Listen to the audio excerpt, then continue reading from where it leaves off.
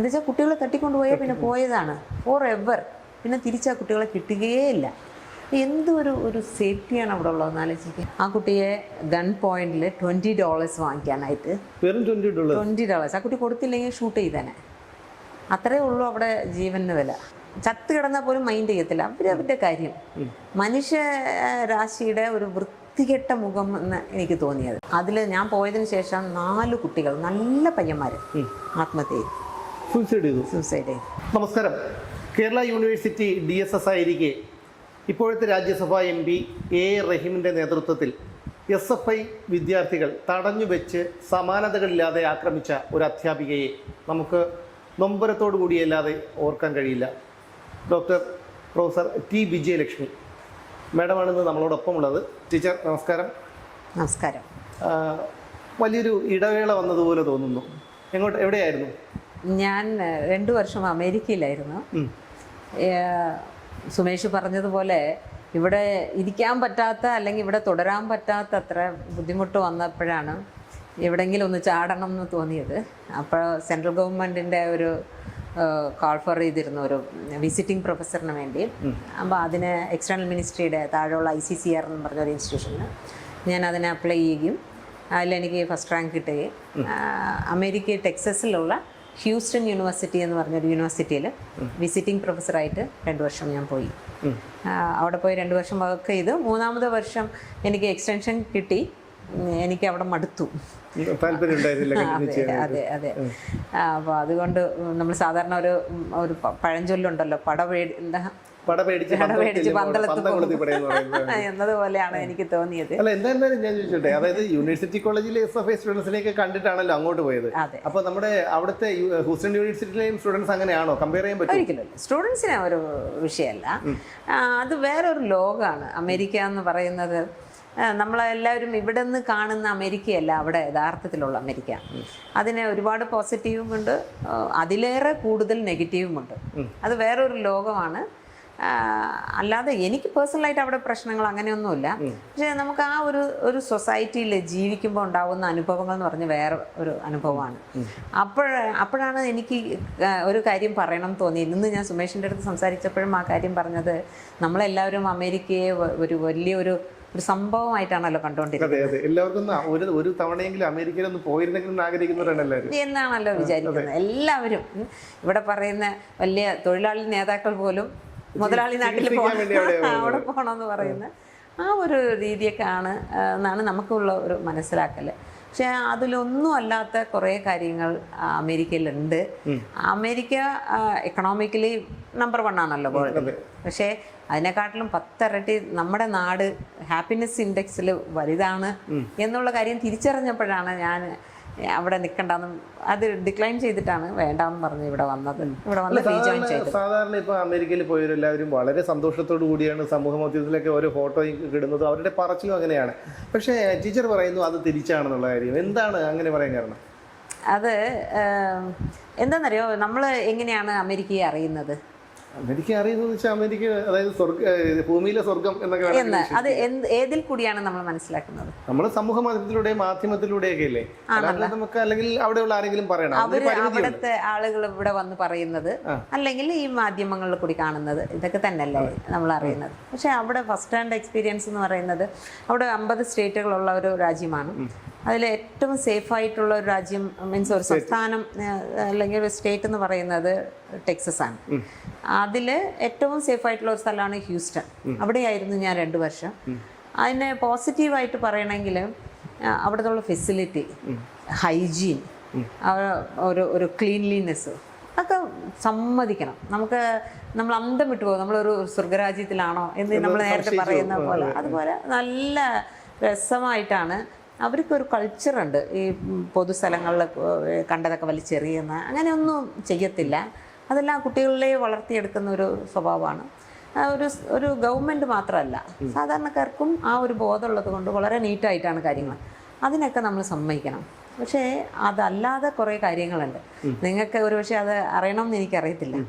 ഞാൻ അവിടെ പോയപ്പോൾ എൻ്റെ ഫോണിൽ ഓരോരാഴ്ചയും കുട്ടികളെ കാണാനില്ല എന്ന് പറഞ്ഞ് ഒരു ആഴ്ചയിൽ 2 or 3 കുട്ടികൾ വീതം ഇങ്ങനെ എന്താ പറയുക കടത്തിക്കൊണ്ട് പോകുന്നത്, അബ്സ്കോണ്ട് ചെയ്ത്. അപ്പോൾ ഞാൻ ചോദിക്കട്ടെ, ഇത് ഈ മെസ്സേജ് വരുന്നത് ഇങ്ങനെ അലർട്ട് മെസ്സേജ് വരുന്നത് ഒരു അധ്യാപിക ആയതുകൊണ്ടാണോ അതോ അവിടെ എല്ലാവർക്കും വരും, ഇന്ന ആളാണ് അത് കടത്തിക്കൊണ്ട് സംശയിക്കുന്നു, ഇത്ര വയസ്സാണ് ആ കുട്ടി, ഇന്ന ഡ്രസ്സ് ഇട്ടിരുന്നു, കാണുവാണെങ്കിൽ ഇന്ന നമ്പറിലും ബന്ധപ്പെടുക എന്ന് പറഞ്ഞ് പോലീസ് ഇൻഫർമേഷൻ വന്നുകൊണ്ടേയിരിക്കും. അപ്പം ഞാൻ ഭയങ്കര ഓടായിട്ട് തോന്നി. സാധാരണ ഒരെണ്ണം വരാം, രണ്ടെണ്ണം, ആഴ്ചയിൽ 2-3. ഇപ്പം 2 വർഷം ഞാൻ അവിടെ ഇരുന്നപ്പോൾ എത്ര മെസ്സേജ് വന്ന് കാണും. അപ്പം ഞാൻ ഇതിൻ്റെ ഒരു സീരിയസ്നെസ് അറിയാൻ വേണ്ടി അവിടെയുള്ള ഇന്ത്യൻ ഫ്രണ്ട്സിനോടൊക്കെ ചോദിച്ചപ്പോഴാണ് എനിക്ക് കാര്യം മനസ്സിലായത്. അങ്ങനെ പോയ കുട്ടികളെ ഒരു 90% പിന്നെ ഒരിക്കലും തിരിച്ച് കൊണ്ടുവരാൻ പറ്റിയിട്ടില്ല, കണ്ടുപിടിച്ചിട്ടില്ല. അതൊരു മാഫിയാണ് അവിടെ. ഈ പോയിരിക്കുന്ന നമ്മൾ അമേരിക്കയിൽ പോയിരിക്കുന്ന ഒരുപാട് കേരളീയൻസ് ഉണ്ടല്ലോ, അവരോടൊന്ന് ചോദിച്ചു നോക്കണം. അവർ കുട്ടികളെ സ്കൂളിൽ കൊണ്ടുപോകുന്നത് ഇങ്ങനെ പൊത്തി കൊണ്ടുപോയി സ്കൂളിൽ വിട്ട് വൈകുന്നേരം പോയി സ്കൂളിൽ നിന്ന് അതേപോലെ കൊണ്ടുവരും. ഒരു ഗ്രൗണ്ടിൽ പോലും കളിക്കാൻ പോലും അവർക്ക് ധൈര്യമായിട്ട് വിടാൻ പറ്റത്തില്ല. എന്താ വെച്ചാൽ കുട്ടികളെ തട്ടിക്കൊണ്ടുപോയാൽ പിന്നെ പോയതാണ് ഫോർ എവർ, പിന്നെ തിരിച്ചാൽ കുട്ടികളെ കിട്ടുകയേ ഇല്ല. ഒരു സേഫ്റ്റിയാണ് അവിടെ ഉള്ളതെന്ന് ആലോചിക്കുക. മാത്രമല്ല അവിടെ നമ്മൾ കാറ് കൊണ്ടുപോയി പാർക്ക് ചെയ്തിട്ട് വന്നേ വിത്തിൻ മിനിറ്റ്സ് ടയർ ഊരിക്കൊണ്ടുപോകും, 4 ടയറും. അതിനുള്ള സംവിധാനമൊക്കെ ഉണ്ട്, ക്രെന്ന് പറഞ്ഞ് എടുത്തിട്ട് നമ്മൾ വന്ന് നോക്കുമ്പോൾ ടയറില്ല. അവിടെ കോൺസുലേറ്റ് ജനറൽ ഓഫീസിലാണ് എൻ്റെ പേരുകളൊക്കെ ഉള്ളത്. അപ്പോൾ അവിടെയുള്ള എല്ലാവരും ഫ്രണ്ട്സാണ് കോൺസുലേറ്റ് ജനറൽ ഓഫീസിൻ്റെ. അവിടെ ഒരു മലയാളി കുട്ടി ഉണ്ടായിരുന്നു. അപ്പോൾ അവർ ഒരു ദിവസം വീക്കെൻഡിൽ എൻ്റെ വീട്ടിൽ വരാമെന്ന് പറഞ്ഞു. ഞാൻ ആ കുട്ടിക്ക് വേണ്ടി വെയിറ്റ് ചെയ്തുകൊണ്ടിരുന്നപ്പോൾ വിളിച്ച് പറഞ്ഞത്, ചേച്ചി ഞാനിങ്ങനെ പുതിയ വണ്ടി ഇറക്കിയപ്പോൾ എൻ്റെ 4 ടയർ എടുത്തോണ്ട് പോക്കളഞ്ഞു. ഭയങ്കര സങ്കടമൊക്കെ ആയിരുന്നു. 4 ടയറും മിനിറ്റ്സിനകത്ത്. ആ കുട്ടി തമാശ അതല്ല, ഇൻഷുറൻസ് ഒക്കെ ക്ലെയിം ചെയ്ത് അവളുടെ കയ്യിൽ നിന്ന് $4000 പോയി. ഇതെല്ലാം കൊടുത്ത് പിന്നെ വാങ്ങിച്ചു. തിരിച്ച് അന്ന് പാർക്ക് ചെയ്തിട്ട് മുകളിൽ പോയിട്ട് പിറ്റേ ദിവസം രാവിലെ വന്നപ്പോൾ പിന്നെ ആ 4 എന്താ വെച്ചാൽ പുതിയ വണ്ടി, പുതിയ ടയർ. ഞങ്ങളുടെ പാർക്കിംഗ് ലോട്ടിൽ കാണുന്ന വണ്ടികൾ, ഈ പുതിയ വണ്ടികൾ ഏതുണ്ടെങ്കിലും ഇതേപോലെ അവർ അടിച്ചുകൊണ്ട് പോകും. അത് ടോ ചെയ്ത് കൊണ്ടുപോകുന്നത് ഞാൻ എത്രയോ ദിവസം കണ്ടേ. എന്ത് സേഫ്റ്റിയാണുള്ളതെന്നാലേ ചെയ്യും. അവിടെ നമുക്ക് ഇന്ന് ഇവിടെ എന്താ പറയുക, ഒരു മൊബൈൽ വാങ്ങിക്കുന്ന ലാഘവത്തോടെ അവിടെ തോക്ക് വാങ്ങിക്കാൻ കിട്ടും. കുറച്ച് നമ്മൾ കേട്ടിട്ടുള്ളതാണ്, സ്കൂളുകളിലൊക്കെ കുട്ടികൾ സഹപാഠികളെ വെടിവെച്ചു കൊന്നു, അധ്യാപകനെ വെടിവെച്ചു എന്നൊക്കെ. അപ്പോൾ ഈ പ്രൈമറി സ്കൂളിലെ പോലും കുട്ടികൾ അല്ലെങ്കിൽ ഹൈസ്കൂളിലെ കുട്ടികളൊക്കെ അത് മാത്രമല്ല, അവിടെ ലോ ആൻഡ് ഓർഡറൊക്കെ നമ്മൾ വിചാരിക്കുന്ന പോലെ അതൊരു വല്ലാത്തൊരു സിസ്റ്റമാണ് അവിടുത്തെ. മനസ്സിലായ തമാശ എന്താ വെച്ചാൽ പോലീസ് തന്നെ ഇൻസ്ട്രക്ട് ചെയ്യും. കുറേ ദൂരെയുള്ള വീടുകളുണ്ടല്ലോ, നമ്മളെപ്പോലെയല്ല, അവിടെ ഡെൻസിറ്റി വളരെ കുറവാണ്. ആളുകൾ സിറ്റികളല്ലാതെ സബർബൻ ഏരിയയിലൊക്കെ നോക്കുവാണെങ്കിൽ ഒത്തിരി ദൂരം ഒരു വീട് അങ്ങനെയാണ് ഇരിക്കുന്നത്. അപ്പോൾ അവിടെയൊക്കെ പോലീസ് തന്നെ പറയും, നിങ്ങളുടെ സേഫ്റ്റി നിങ്ങൾ നോക്കണം, നിങ്ങൾ തോക്കൊക്കെ വെച്ചോണം എന്ന് പറയും. അതിന് വേണ്ടിയിട്ടാണ് ഈ തോക്ക് വാങ്ങുന്നത്. മനസ്സിലായി. അപ്പോൾ അവിടെ സർവ്വസാധാരണമായിട്ട് തോക്കൊക്കെ കിട്ടും. സാധാരണ മാളുകളിൽ വരെ ഞാൻ കണ്ടിട്ടുണ്ട് ഈ തോക്ക് വിൽക്കുന്ന കടകളൊക്കെ ഉണ്ട്. അപ്പോൾ അതുകൊണ്ട് തന്നെ സ്വാഭാവികമായിട്ട് കുട്ടികൾക്ക് കിട്ടാൻ അതിന് വലിയ ഇതൊന്നുമില്ല. ഞാൻ പോയിരുന്ന 2 വർഷത്തിൽ ഞാനൊരു ഏകദേശം ഒരു 14 സ്കൂളിൽ ഇതുപോലെ വെടിവെച്ച വാർത്തകൾ വായിച്ചിട്ടുണ്ട്. അപ്പോൾ അത് എന്ത് സേഫ്റ്റിയാണ് അവിടെ ഇരിക്കുന്നത്. മനസ്സിലായി. നമ്മുടെ ഒരു കുട്ടിയെ നമുക്ക് സംരക്ഷിക്കാൻ പറ്റുന്നില്ല. നമുക്കൊരു വണ്ടി പോലും മാത്രമല്ല, നമ്മുടെ കാറിൽ എവിടെയെങ്കിലും കൊണ്ട് പാർക്ക് ചെയ്തിരുന്നാലേ അവർക്കൊരു പല ഉപകരണങ്ങളുണ്ടല്ലോ, മറ്റേ ബാക്ക് ഗ്ലാസ്സിലൊക്കെ ഇങ്ങനെ ഒട്ടിച്ചിട്ട് വലിച്ചാൽ പെട്ടെന്ന് താഴെ നമ്മൾ കാറിനകത്ത് എന്തുണ്ടെങ്കിലും എടുത്തുകൊണ്ട് പോകും വിത്തിൻ മിനിറ്റ്സ്. അവരൊരു ടീമായിട്ടാണ് വരുന്നത്. ഇപ്പോൾ 2 പേര് വരുമെന്ന് വെച്ചോ, ഇപ്പോൾ വണ്ടി പാർക്ക് ചെയ്തിട്ട് പോകുന്ന ആളുടെ കൂടെ ഒരാൾ പോകും, മറ്റേ ആൾ ഇവിടെ നോക്കാനായിട്ട്. അപ്പോൾ അങ്ങനെയൊക്കെയാണ്. എൻ്റെ കാറിൽ നിന്ന് തന്നെ എനിക്ക് ഒരു ചീഫ് ഗസ്റ്റായിട്ട് വിളിച്ചിരുന്നു ഷുഗർലാൻഡിലെ ഒരു പ്രോഗ്രാമിന്. ഞാൻ തിരിച്ച് വരുമ്പോഴേക്ക് അവർ ഈ എന്താ പറയുക, നല്ല ഭംഗിയുള്ള കവറിൽ പൊതിഞ്ഞ പുസ്തകമാണ് എനിക്ക് തന്നിരുന്നത്, ഗിഫ്റ്റായിട്ട് തന്നെ. അവർ കണ്ടപ്പോൾ അതേതോ വലിയ വിലയുറന്ന സാധനമാണെന്ന് വിചാരിച്ച് ഞാനൊരു ഇതുപോലെ സാധനം വാങ്ങിക്കാൻ ഒരു HEBയുടെ മുമ്പ് വണ്ടി പാർക്ക് ചെയ്തിട്ട് തിരിച്ച് വന്നപ്പോൾ കാറിൻ്റെ കണ്ണാടി താഴ്ന്നിരുന്നു. ഞാൻ കെയർലെസ് ആയിട്ട് വിട്ടതാണോ എന്ന് നോക്കിയപ്പോൾ സാധനം ഇല്ല അവിടെ, കൊണ്ടുപോയി. അപ്പോൾ അത് മാത്രമല്ല, ഞങ്ങളുടെ ക്യാമ്പസിൽ തന്നെ ഈവനിങ് ഞാൻ വാക്കിംഗ് പോകും. അത് വലിയൊരു ക്യാമ്പസാണ്, യൂണിവേഴ്സിറ്റി ഓഫ് ഹ്യൂസ്റ്റൺ. 6 കിലോമീറ്റർ ഉണ്ട്, അത് ഒരു കറക്റ്റ് പറഞ്ഞേ, അത്ര വലിയ ക്യാമ്പസാണ്. അപ്പോൾ പോയപ്പോൾ എൻ്റെ ഓപ്പോസിറ്റ് റൂമിലുള്ള കുട്ടി ഭയങ്കര കരച്ചിലും വീഴ്ചയിലായിട്ട് കൊടുക്കും. അപ്പോൾ എന്താണെന്ന് ചോദിച്ചപ്പോഴാണ് പറഞ്ഞത്, ആ കുട്ടിയെ ഗൺ പോയിന്റിൽ $20 വാങ്ങിക്കാനായിട്ട്. $20 ആ കുട്ടി കൊടുത്തില്ലെങ്കിൽ ഷൂട്ട് ചെയ്തേനെ. അത്രേ ഉള്ളൂ അവിടെ ജീവന് വില. പക്ഷെ നമ്മളിവിടെ അറിയുന്നത് അങ്ങനെയല്ലല്ലോ. ഇവിടെ അറിയുന്നത് പോലെ ഒന്നുമല്ല ഇവിടുത്തെ ജീവിതം എന്നൊക്കെ പറയുന്നത്. അതൊരു വല്ലാത്തൊരു ജീവിതമാണെന്നേ. ഞാൻ ഇവിടുത്തെ കോളേജിൽ നിന്ന് ഞാൻ അങ്ങ് പോവുകയാണ്. അറിയാമല്ലോ ഇവിടുത്തെ കുട്ടികളും കാര്യങ്ങളും. അതൊക്കെ കഴിഞ്ഞ് ഞാൻ അവിടെ പോയപ്പോൾ അവിടെ കണ്ടത് വേറൊരു തികച്ചും വ്യത്യസ്തമായ ഒരു എക്സ്പീരിയൻസ്. അതായത് അവിടുത്തെ കുട്ടികൾ എന്ന് പറഞ്ഞാൽ ഒരുമാതിരി നമ്മൾ കീ കൊടുത്ത് വിട്ട പാവകളെ പോലെ. മനസ്സിലായി? അവർ വരും, അവിടെ ഇരിക്കും, പറ എന്നുള്ള രീതിയിൽ അവിടെ എഡ്യൂക്കേഷൻ സെക്ടർ നമ്മളിവിടുത്തെ പോലെ സർവീസ് സെക്ടറല്ല, അതൊരു ബിസിനസ് സെക്ടറാണ്. ഓരോ കുട്ടിയും ഒരു കോഴ്സിന് ഒരു 4 കോഴ്സെങ്കിലും ഒരു സെമസ്റ്ററിൽ കാണുമല്ലോ. ഒരു കോഴ്സിന് $1500 അടയ്ക്കണം എന്ന് പറഞ്ഞാൽ $6000 ഒരു സെമസ്റ്ററിൽ അടയ്ക്കണം എന്ന് പറഞ്ഞാൽ 5 ലക്ഷം രൂപ. 5 ലക്ഷം രൂപ. അപ്പോൾ 4 വർഷ കോഴ്സാണ് അവിടുത്തെ ഡിഗ്രി. 20 ലക്ഷത്തോളം രൂപ അതിന് വേണ്ടി ചിലവാക്കണം. മനസ്സിലായ? അപ്പോൾ ആ കുട്ടികൾ അവിടെ എന്താ പറയുക പേ ചെയ്തിട്ട് നമ്മുടെ സർവീസ് കിട്ടണമെന്ന് വിചാരിക്കുന്നവരാണ്. മനസ്സിലായി? അപ്പോൾ അവർക്ക് അതിന്റെ വില അറിയാം. വില അറിയുന്നതല്ല, നമ്മളെല്ലാം അവരുടെ ജോലിക്കാരെന്നുള്ള മട്ടിൽ. ഇവിടുത്തെ പോലെ മാതാപിതാ ഗുരു ദൈവം അവിടെ ഇല്ല. അവർ വന്നിട്ട് നമ്മൾ കാശ് കൊടുക്കുന്നു, നമ്മൾ സർവീസ് വാങ്ങിക്കുന്നു. അപ്പോൾ അതിൻ്റെതായ ഒരു അത്രേ ഉള്ളൂ. ഒരു കൺസ്യൂമർ എന്നുള്ള നിലയിലാണ് കുട്ടികൾ ഇരിക്കുന്നത്. പിന്നെ കൂടുള്ള കുട്ടികളുടെ പോലും പേര് മറ്റു കുട്ടികൾക്ക് അറിയത്തില്ല. അത്ര സെൽഫ് സെൻറ്റേർഡാണ്. മനസ്സിലായി? നമ്മൾ വിചാരിക്കുന്ന പോലെയല്ല. അവർ തമ്മിൽ സംസാരിക്കുക പോലുമില്ല. സ്റ്റുഡൻസ് സംസാരിക്കുക പോലില്ല. അവർ എൻ്റെ യൂണിവേഴ്സിറ്റിയിൽ തന്നെ 30 ലാംഗ്വേജ് സംസാരിക്കുന്ന കുട്ടികളാണ്. വേറെ രാജ്യത്ത് നിന്ന് വരുന്ന കുട്ടികളാണ്. അപ്പോൾ അവർ തമ്മിൽ ഒരു ബന്ധമോ റിലേഷൻഷിപ്പോ ഒന്നുമില്ല. വല്ലാത്ത നമ്മൾ വിചാരിക്കും നമ്മൾ ഈ കൂട്ടത്തിൽ ഒറ്റപ്പെട്ടു പോവാന്ന് പറയത്തില്ല, അതേപോലെ ഒരു അവസ്ഥയാണ്. മനുഷ്യബന്ധങ്ങൾക്കൊന്നും അവിടെ ഒരു വിലയില്ല. ആർക്കും പരിചയമില്ല. എല്ലാവരും അവരവരുടെ കാര്യം. ചത്ത് കിടന്നാൽ പോലും മൈൻഡ് ചെയ്യത്തില്ല. അവരവരുടെ കാര്യം. മനുഷ്യ രാശിയുടെ ഒരു വൃത്തികെട്ട മുഖം എന്ന് എനിക്ക് തോന്നിയത് അമേരിക്കയിൽ കണ്ടത്. മനസ്സിലായ? അതുകൊണ്ട് എനിക്ക് 1 വർഷം കൂടി കിട്ടി. എല്ലാവരും പറഞ്ഞ് മണ്ടത്തരായിപ്പോയി, അമേരിക്കയിലൊക്കെ കിട്ടിയിട്ട് ആരെങ്കിലും പോകാതിരിക്കാം. എനിക്ക് ഇഷ്ടപ്പെട്ടില്ല. എന്തിനാ നമ്മൾ കാശുണ്ടാക്കാനാണോ? ഡോളറിന് വെച്ച് നോക്കുമ്പോൾ വലിയ എക്സ്ചേഞ്ച് ചെയ്യുമ്പോൾ വലിയ എമൗണ്ടാണ്. പക്ഷെ അതല്ല, നമുക്കൊരു മനസ്സിനൊരു സന്തോഷം വേണ്ടേ? കുറേ ഒരു റോബോക്കളുടെ ഇടയിൽ നമ്മൾ താമസിക്കുമ്പോൾ ഉണ്ടാകുന്ന ഒരു മാനസികാവസ്ഥയല്ല. ഇന്ത്യക്കാർ അവിടെ പോയാൽ ഏകദേശം അതേ ഒരു മാനസികാവസ്ഥയാണ്. അതല്ല, പിന്നെ ആ കുട്ടികൾക്ക് ആ കുടുംബം എന്നുള്ള സെറ്റപ്പേ ഇല്ല അവിടെ. സുമേഷിന് അറിയാത്ത ഒരു കാര്യം എന്താണെന്നറിയാമോ? അമേരിക്കയിലെ യങ്സ്റ്റേഴ്സ് 30% ആണ് അവരുടെ യൂത്തുകളിൽ ഡിഗ്രി ഉള്ളവർ. അറിയാമോ? 30% മാത്രമാണോ? 30%. അത് ഗൂഗിളിൽ നിങ്ങൾക്ക് ചെക്ക് ചെയ്യാം. ബാക്കിയുള്ളവരെല്ലാം 10ാം ക്ലാസ്, 8ാം ക്ലാസ്, 7ാം ക്ലാസ് പഠിച്ചവരേ ഉള്ളൂ. ആരും ഡിഗ്രി എടുത്തവരല്ല. 30%. പക്ഷേ ഇന്ത്യക്കാർ 75% ഡിഗ്രി ഹോൾഡേഴ്സാണ്. മനസ്സിലായി? എന്താ വെച്ചാൽ അവർക്ക് പഠിക്കാൻ താല്പര്യമില്ല. അപ്പോൾ ഈ സർക്കാർ അതിനുവേണ്ടി, അവിടുത്തെ ഗവൺമെന്റ് അതിന് വേണ്ടിയിട്ടുള്ളൊരു ബോധവൽക്കരണമോ ഒന്നും നടത്തുന്നില്ല എന്നുള്ളതാണ്. അത് താല്പര്യമില്ലാത്തതുകൊണ്ടാണ്. അതെന്താണെന്നറിയാമോ? ഇപ്പം നമ്മൾ ആരാണ് നമ്മളെ പഠിപ്പിക്കുന്നത്? പിള്ളേർ, പേരൻസാണ്. അപ്പോൾ ആ പേരൻസും ആ ഒരു ഫാമിലി, ആ ഒരു എന്താ പറയുക, ഒരു സെറ്റപ്പ്, ഒരു ബോണ്ടിങ് ഒന്നും ഇവിടെ ഇല്ല.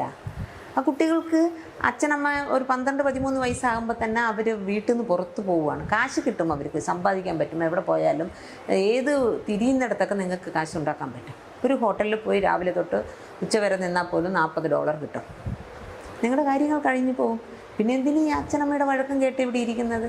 അത് മാത്രമല്ല, നമ്മുടെ ഇവിടുത്തെ പോലെ അല്ലല്ലോ, ശിക്ഷിക്കാൻ പറ്റില്ലല്ലോ കുട്ടികളെ. ഇല്ല, നോക്കി എന്തെങ്കിലും പറഞ്ഞാൽ പോലും ഉടനെ അവർ ലൈഫ് ലൈനിൽ വിളിച്ച് അച്ഛൻ എന്നെ പീഡിപ്പിച്ച്, അമ്മ പീഡിപ്പിച്ചെന്ന് പറഞ്ഞാൽ അവർ അകത്താണ്. മനസ്സിലായി? അപ്പോൾ അതുകൊണ്ട് തമാശ, ഞാൻ എക്സാജറേറ്റ് ചെയ്ത് പറയുന്നതെന്ന് ഒരു പക്ഷേ നിങ്ങൾ വിചാരിക്കുമായിരിക്കും. പക്ഷേ സത്യം എന്താണെന്നറിയാമോ? അവിടെ ഇപ്പോൾ കല്യാണം കഴിക്കുന്നല്ലേ ഒന്നാമത് അമേരിക്കൻസ്. അങ്ങനെ കല്യാണം കഴിച്ചാൽ പോലും കുട്ടികൾ പ്രസവിക്കുന്നില്ല. അല്ല, അങ്ങനെയുള്ള റിലേഷൻ നീണ്ടു പോകുന്നുണ്ടോ, അതോ ഡിവോഴ്സിലേക്ക് പോവുകയാണ് ചെയ്യുന്നത് കൂടുതലും? അത് കുറേ ഡിവോഴ്സിലേ പോകുന്നു. പിന്നെ അവർ കുട്ടികളെ എങ്ങനെ സബ്സ്റ്റിറ്റ്യൂട്ട് ചെയ്തിരിക്കുന്നു എന്നറിയാമോ? പട്ടികളെ വെച്ചാണ് സബ്സ്റ്റിറ്റ്യൂട്ട് ചെയ്തിരിക്കുന്നത്. ഇത് ഞാൻ പ്രാസം വെച്ച് പറയുന്നത് സത്യമായിട്ട് സുമേഷ്. ഞാൻ ഇത് ഇപ്പോൾ അമേരിക്കക്കാരൻ കാണുമല്ലോ. അവിടെ 1 വർഷത്തേക്ക് അവിടെ പെറ്റുകൾക്ക് വേണ്ടി പൂച്ച, പട്ടി, വേറെ കുറേ ഇതുണ്ടല്ലോ, അതിനു വേണ്ടി അവർ $150 ബില്യൺ ആണ്, billion note million, it's $1 billion ആണ് ഒരു വർഷത്തേക്ക് ചെലവ് ചെയ്യുന്നത്. വിശ്വസിക്കാൻ പറ്റുമോ? പെറ്റ്സിന് വേണ്ടിയിട്ട്. പെറ്റ്സിന് വേണ്ടിയിട്ട്. നിങ്ങൾക്ക് ചിന്തിക്കാൻ പോലും പറ്റാത്ത അവിടെയുള്ള പെറ്റുകളെ കണ്ടിട്ടുണ്ടോ? അതായത് അത് കസ്റ്റമൈസ്ഡ് ആണ്. ഇത്ര നീളം, ഇത്ര വീതി, ഇന്ന കളറ്. അത് കണ്ടാൽ നമുക്ക് പാവകളെ പോലെ തോന്നും. നമ്മളെ വീട്ടിലെ ഉള്ള പട്ടികളെ പോലെ ഒന്നുമല്ല. ഇത് എലിയുടെ അത്രയുണ്ട്, മറ്റേ പുലിയുടെ അത്രയുണ്ട്. ആ പട്ടികൾ എന്ന് പറഞ്ഞാൽ അവർ മനുഷ്യരെക്കാട്ടിലും കൂടുതൽ സ്നേഹിക്കുന്നുണ്ട്. രാവിലെ പോകുമ്പോഴേ ഒരു കവർ കയ്യിൽ വെച്ചുകൊണ്ടാണ് നടക്കുന്നത്, വെളിയിൽ പോകും. അത് എവിടെയെങ്കിലും അതിൻ്റെ വേസ്റ്റ് വരുവാണെങ്കിൽ ഒരു അറപ്പും തോന്നാതെ അവരത് വൃത്തിയായിട്ട് എടുത്ത് ഒരു കവറിലിട്ട് കൊണ്ട് വേസ്റ്റിലിടും. സ്വന്തം മക്കൾ എവിടെയെങ്കിലും വെച്ച് സാധിച്ചാൽ ഇങ്ങനെ കളയാം. അതുപോലെ മക്കളെടുത്ത് ഈ ഒരു സ്നേഹം കാണിക്കാറില്ല. അത് ചെയ്യത്തില്ല. പട്ടികളുടെ അടുത്തും പൂച്ചകളുടെ അടുത്തും മാത്രമാണ്. അത് ഞാൻ ആദ്യം പോയപ്പോൾ അന്തം വിട്ടു പോയതേ. അവിടെ HEB, വാൾമാർട്ട്, കൂഗർ, കോസ്കോ എന്ന് പറഞ്ഞ് വലിയ വലിയ ഈ ഹൈപ്പർ മാർട്ടുകളുണ്ടല്ലോ, മോളുകളല്ല, വലിയ കടകൾ. ഇതിന് എന്താ പറയുക, ഗ്രോസറീസ് തന്നെയാണ്. അവിടെ ഞാൻ പോയപ്പോൾ മനുഷ്യർക്ക് എന്തൊക്കെ ആവശ്യമുള്ള സാധനങ്ങളുണ്ടോ അത്രയും ഏരിയ കവർ ചെയ്ത് ഈ പെറ്റുകളുടെ ഫുഡും കളിപ്പാട്ടം, ഡ്രസ്സ്, ഇനി എന്തൊക്കെ വേണോ അതെല്ലാം ഉണ്ട്. ഞാൻ അന്തം വിട്ടുപോയി, എന്തുവാ ഇതെന്ന് മനസ്സിലായി. മനുഷ്യരെക്കാട്ടിലും കൂടുതൽ വിലയാണ് അതിന്. ഒരു മാസത്തേക്ക് ഒരു പട്ടിക്ക് ശരാശരി ഒരു $2000 എങ്കിലും ചിലവ് ചെയ്യുന്നുണ്ട് അവർ ഒരു പട്ടിക്ക്.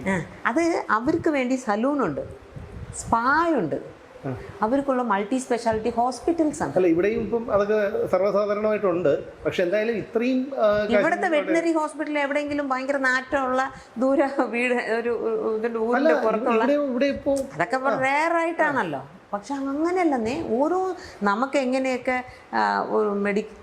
മെഡിക്കൽ സയൻസിൽ ഡിവിഷൻസ് ഉണ്ടോ, കാർഡിയോളജി, ഗൈനക്കി എന്നൊക്കെ, അതേപോലെ അവിടെ അതുപോലത്തെ സാധനമൊക്കെ ഉണ്ടെന്ന്. ഞാൻ ഒരു ദിവസം എനിക്കിതൊന്ന് കാണാൻ വേണ്ടി അവിടെ ഹ്യൂസ്റ്റണിൽ ഒരു എന്താണ് അതിൻ്റെ പേര് തന്നെ വളരെ രസകരമുള്ള ഒരു പേരായിരുന്നു. ഞാൻ അവിടെ പോയിരുന്നു. അവിടെ പോയപ്പോഴേ അത്ര എന്താ പറയുക, ഞാൻ പട്ടിയായിട്ട് ജനിക്കണമെങ്കിൽ അമേരിക്കയിൽ പട്ടിയായിട്ട് ജനിക്കണം എന്ന് വെച്ചാൽ അത്രയ്ക്ക് ഫേസില്ല. ഇതൊക്കെ എന്താ നമുക്ക് രസകരമായിട്ട് തോന്നുന്നത്. അവിടെ മനുഷ്യർ എന്താ വിലയില്ല, കുട്ടികളില്ല, ഇപ്പോൾ യങ്സ്റ്റേഴ്സ് ഇല്ല. പിന്നെ അതേ സമയത്ത് ഈ കുട്ടികൾ കാണാതെയും ആവുന്നു. അപ്പൊ ഇതെല്ലാം കൂട്ടി വായിക്കുമ്പോൾ വേറെ ഈ കുട്ടികൾ കാണാതാകുന്നതിന്റെ ഒരു ഘടകം ഇങ്ങനെ കെയർലെസ് ആയിട്ട് അവരെ നോക്കുന്നതുകൊണ്ടല്ലേ. പാരന്റ്സ് എത്ര കെയർലെസ് ആയിട്ട്, എത്ര കെയർഫുൾ ആയിട്ട് നോക്കുവാണെങ്കിലും ഈ മാഫിയ അത് ചെയ്യണം എന്ന് വിചാരിക്കുമ്പോൾ എന്ത് ചെയ്യാൻ പറ്റും? അത് എന്തുകൊണ്ടാണ് അമേരിക്ക പോലൊരു രാജ്യത്ത് ഇത്രയും സംവിധാനങ്ങളൊക്കെ അഡ്വാൻസ്ഡ് ആയ ഒരു രാജ്യത്ത് എന്തുകൊണ്ടാണ് ഇതിന്റെ കാരണം? ഈ കുട്ടികൾ എന്താണ് ഇനിയിപ്പോൾ അവയവ മാഫിയയാണോ, അതല്ല ഡ്രഗ് മാഫിയയാണോ, എങ്ങനെയാണ് അതിനൊരു? എനിക്ക് അറിഞ്ഞൂടാ. ഞാൻ ഒരു വിധത്തിൽ ആലോചിച്ചപ്പോൾ എനിക്ക് തോന്നുന്നു അവിടെ ഈ അഡോപ്ഷന് ഒരുപാട് സ്കോപ്പ് ഉണ്ട്. വലിയ എമൗണ്ട് കൊടുത്ത് കുട്ടികളെ എടുക്കുന്നുണ്ട്. അത് ഇല്ലീഗലാണ്. ഇല്ലീഗലായിട്ടുണ്ടെങ്കിലല്ലേ കാശ് കൂടുതൽ കിട്ടത്തുള്ളൂ. അങ്ങനെ വല്ലതാണോ? ഇത് എൻ്റെ ഡൗട്ടാണ്, എനിക്ക് അറിഞ്ഞൂടാ. പക്ഷെ ഒരാഴ്ചയിൽ 3 കുട്ടികളെ ഇവർ കടത്തിക്കൊണ്ട് പോന്നു. ഇത് ലോകത്തെ ഏതെങ്കിലും മീഡിയാസ് പറയുന്നുണ്ടോ അമേരിക്കയിൽ ഇത്ര ഇൻസെക്യൂർ ആണെന്ന്? ഞാനിത് ആദ്യമായിട്ടാണ് ടീച്ചർ പറയുന്നത് കേൾക്കുന്നത്. പിന്നെ ടീച്ചർ 2 വർഷം അവിടെ ജോലി ചെയ്തതാണ്. ഞാൻ അതിശയത്തോടെയാണ് നോക്കിയത്. അവിടെ ഒരു സേഫ്റ്റി ഇല്ല. അവിടെ നമ്മുടെ മലയാളിയായിട്ടുള്ള ഒരു പോലീസ്, അയാൾ കോൺസ്റ്റബിൾ ആണ്. അപ്പോൾ വലിയൊരു വണ്ടിയിൽ പോകുന്നുണ്ടായിരുന്നു. അപ്പം ഞാൻ ഇവിടെ കൊള്ളാമല്ലോ ഒരു കോൺസ്റ്റബിൾ എന്നൊക്കെ, ഇത്രയും വലിയ വണ്ടി. ഞാൻ മനോജ് എന്നാണ് അദ്ദേഹത്തിൻ്റെ പേര്, ആലപ്പുഴക്കാരനാണ്. അപ്പോൾ അദ്ദേഹത്തിന് ഒരു ദിവസം ഒരു ഫംഗ്ഷന് 2 പേരെ ചീഫ് ഗസ്റ്റായിട്ട് വിളിച്ചിരുന്നു. അപ്പോൾ ഞാൻ അവിടെ വെച്ച് സംസാരിച്ചപ്പോൾ ചീഫ് ഗസ്റ്റായിട്ട് ഒരു കോൺസ്റ്റബിൾ എന്നൊക്കെ പറയുമ്പോൾ നമുക്കിവിടെ ഒരു ഹൈറാർക്കി, ഒരു പ്രോട്ടോക്കോളൊക്കെ ഉണ്ടല്ലോ. അപ്പം ഞാൻ ചോദിച്ചു, സാർ കൊള്ളാം, നിങ്ങൾക്ക് ഇത്രയും വലിയ വണ്ടി, 4 പോലീസുകാർ, ഒക്കെ അടിപൊളിയാണല്ലോ. നിങ്ങൾ എന്താ കേരളത്തിലെ കോൺസ്റ്റബിൾ ആണോ? അതല്ല സംഭവം. ഇവിടുത്തെ വലിയ റാങ്കാണ്. അവിടെ ഷെറീഫാണ് അവിടുത്തെ ഒരു പ്രദേശത്തെ ഒരു ഡിസ്ട്രിക്റ്റിലെ ഏറ്റവും വലിയ പോലീസ്. അത് കഴിഞ്ഞിട്ട് അടുത്തുള്ള ഒരു SP റാങ്കാണ് കോൺസ്റ്റബിൾ. മനസ്സിലായോ? ഏറ്റവും തമാശ എന്താ വെച്ചാൽ ഈ പോലീസുകാരന് ഷെരീഫ് ആവണമെങ്കിൽ അവിടെ ഇലക്ഷൻ നിൽക്കണം. വോട്ട് ചെയ്യുന്നവര് ആ കോൺസ്റ്റിറ്റ്യുവൻസിയിലുള്ള സാധാരണക്കാരാണ് വോട്ട് ചെയ്യുന്നത്.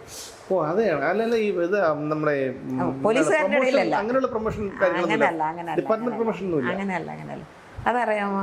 അത്രയും ഒരു ഡെമോക്രാറ്റിക് ആണ്. അതാണ് ഇതൊക്കെ ആദ്യത്തെ ഒരു ഈ രസമുണ്ടോ, അവിടെ ജഡ്ജ് ആവണമെങ്കിലും ഇലക്ഷനിൽ നിൽക്കണം. ശരി. മനസ്സിലായോ? ജഡ്ജ് ആവണമെങ്കിലും ഇലക്ഷന്, അതായത് സുപ്രീം കോടതി ജഡ്ജൊക്കെ നോമിനേറ്റഡ് ആണ്.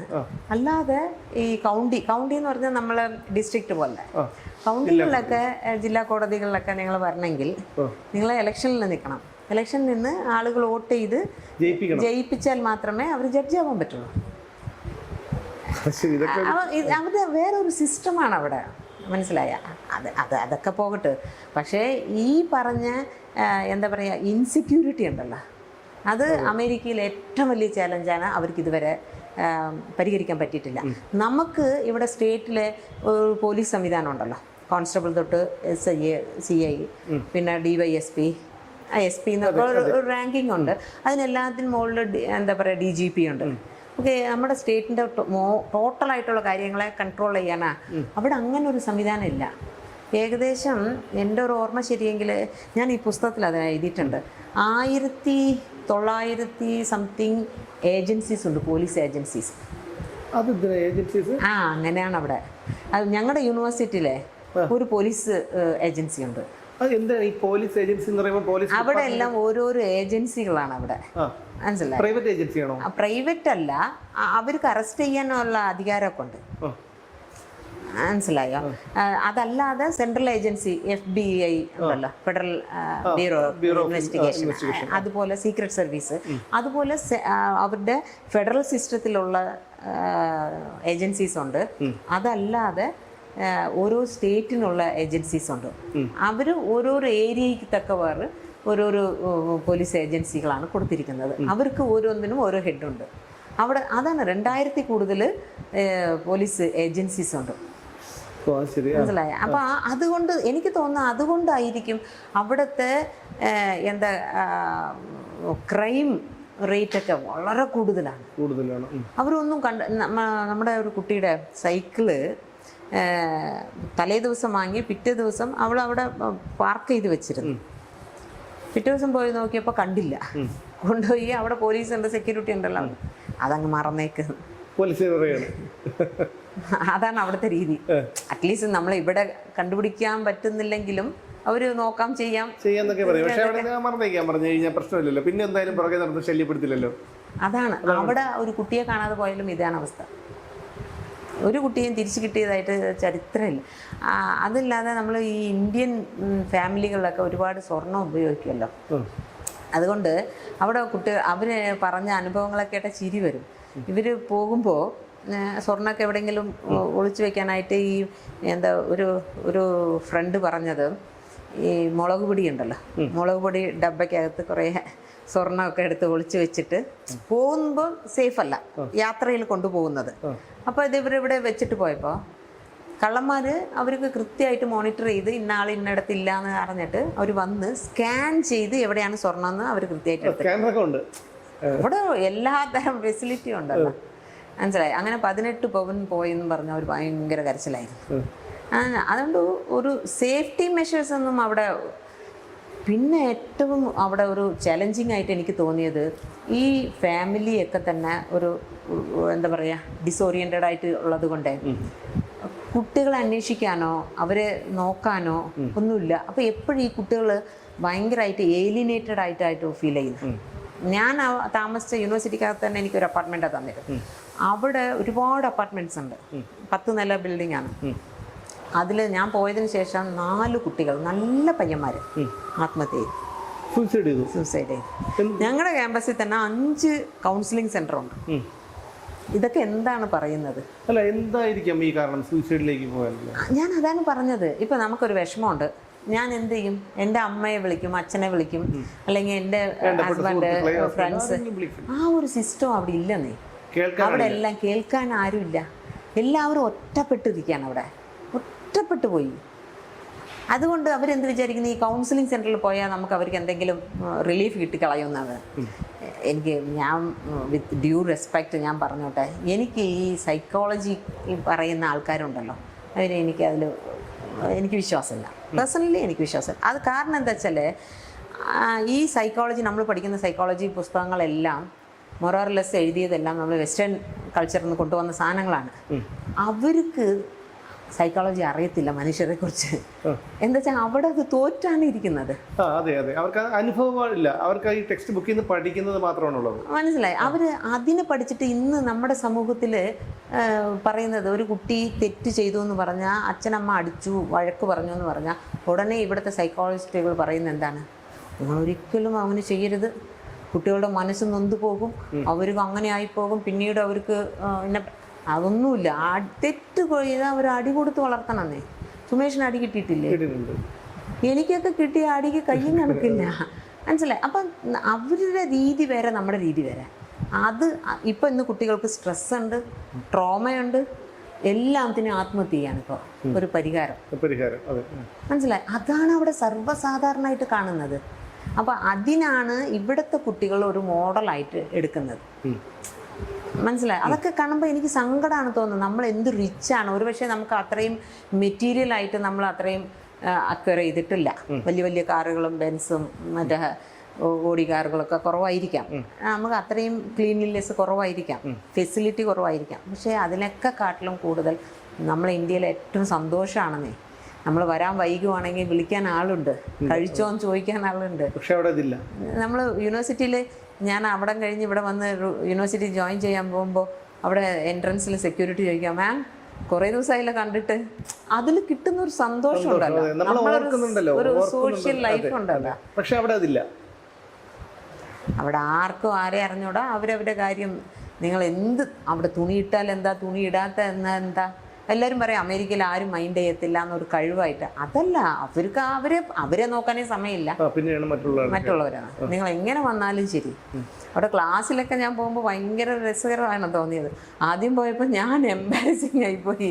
പിള്ളേരൊക്കെ ഡ്രസ്സ് ഇട്ടിട്ട് വന്നതൊക്കെ സാധാരണ ഈ നീന്താൻ പോകുമ്പോൾ ഇടുന്ന പോലത്തെ, മനസ്സിലായോ? അതിനെക്കാട്ടിലും 2 പീസൊക്കെ ഇട്ടിട്ട് ക്ലാസ്സിൽ വന്നിരിക്കുമ്പോഴേ അങ്ങനെ വന്നിരിക്കുന്നേ. പയ്യന്മാരായാലും പെൺകുട്ടികളായാലും ഹാഫ് നേക്കഡ് അല്ല, മുക്കാൽ നേക്കഡായിട്ടാണ് വന്നിരിക്കുന്നത്. ഡ്രസ് കോഡൊന്നുമില്ല കോളേജിലൊന്നും, അങ്ങനെയില്ല, അങ്ങനെയൊന്നുമില്ല. അവർ അതിനൊന്നും ലീസ്റ്റ് ബോധേഡാണ്. അതൊന്നും അതിനൊക്കെ നമ്മൾ ജഡ്ജ് ചെയ്യേണ്ട കാര്യമില്ല. അത് അങ്ങനെയാണ് അവിടുത്തെ ഒരു കൾച്ചറെങ്കിൽ നമുക്ക് അതിനകത്തൊന്നും പറയാനില്ല. പിന്നെ എനിക്ക് ഏറ്റവും ഓടായിട്ട് തോന്നിയ ഒരു കാര്യം, അവർ ഈ ജെൻഡറിനെ കുറിച്ചുള്ള ഓവർ ആങ്സൈറ്റിയാണ്. ചെറിയ ചെറിയ സ്കൂളുകളിൽ തന്നെ അവർ അതിനെക്കുറിച്ച് കുട്ടികൾക്ക് ക്ലാസ് എടുക്കുകയാണ്. നിങ്ങൾ എന്താണ്, നിങ്ങൾ ശരിക്കും ആണാണോ, ശരിക്കും പെണ്ണാണോ, ശരിക്കും നിങ്ങൾ തേർഡ് ജെൻഡറാണോ? അവിടെ തന്നെ ഏതാണ്ട് 57 ജെൻഡേഴ്സ് ഉണ്ട്.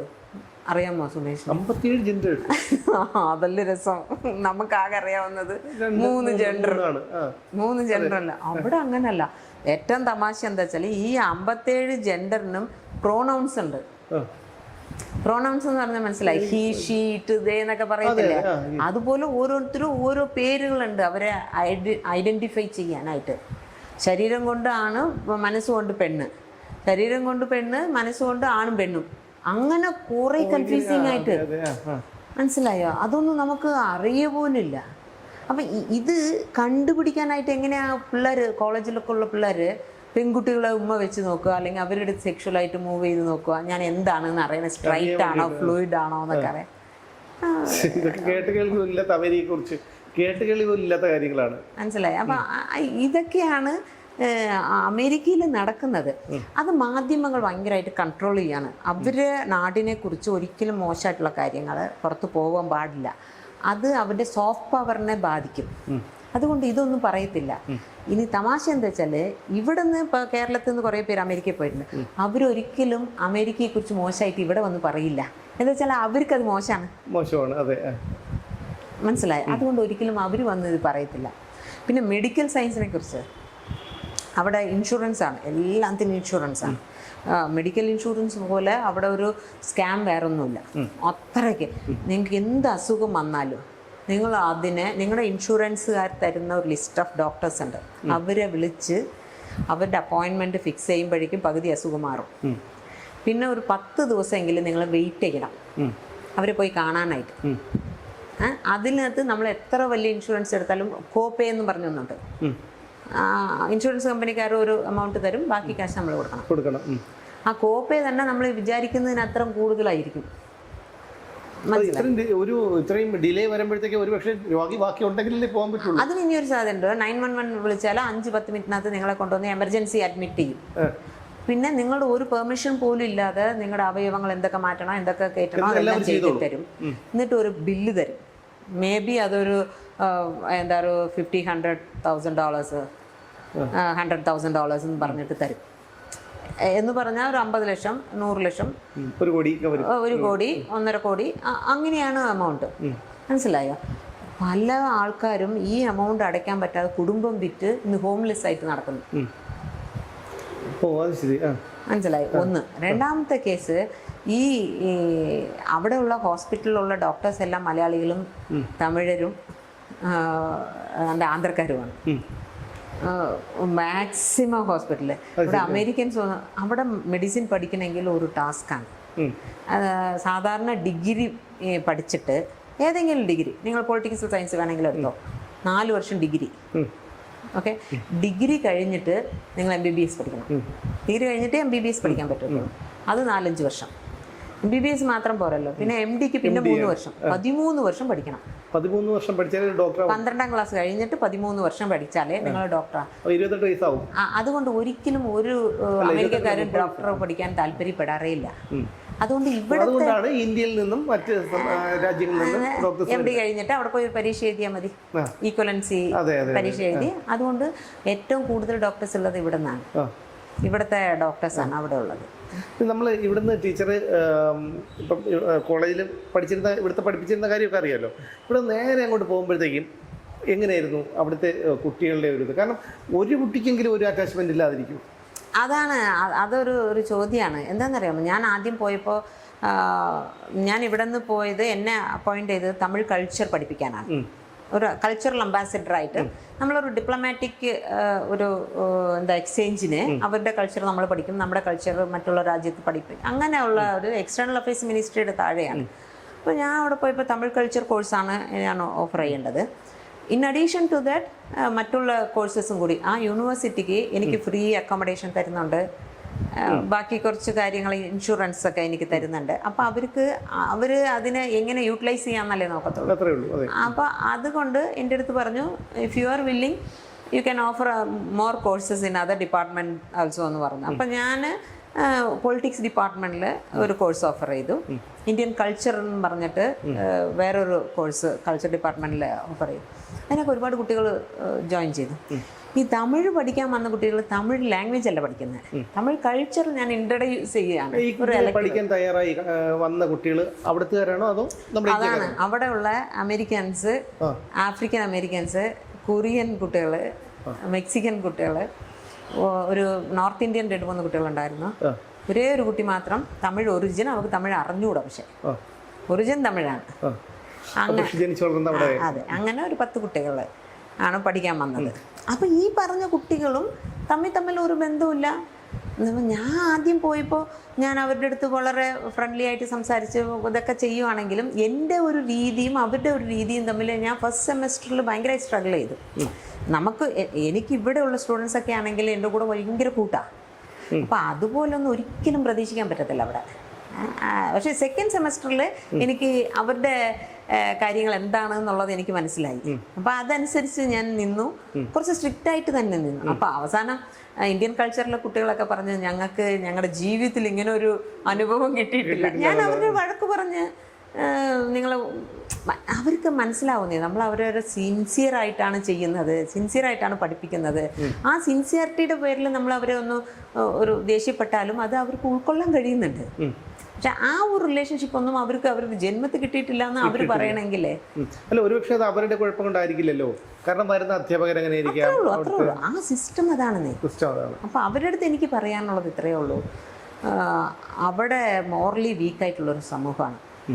അവിടെ കുടുംബങ്ങളില്ല. ചെറുപ്പക്കാരും പെൺകുട്ടികൾ ഭയങ്കര പണക്കാരായിട്ടുള്ള വയസ്സായ ആൾക്കാരുമായിട്ട്. അത് നിങ്ങൾ എവിടെ അമേരിക്കയിലെ ഏത് റെസ്റ്റോറൻറ്റിൽ എവിടെ പോയാലും ഈ ഷുഗർ ഡാഡിയും ഷുഗർ ഗേളൊക്കെ അതേപോലെ ടോയ് ബോയും ഷുഗർ മമ്മി അവരൊക്കെ സർവ്വസാധാരണമായിട്ട് അവിടെ കാണും.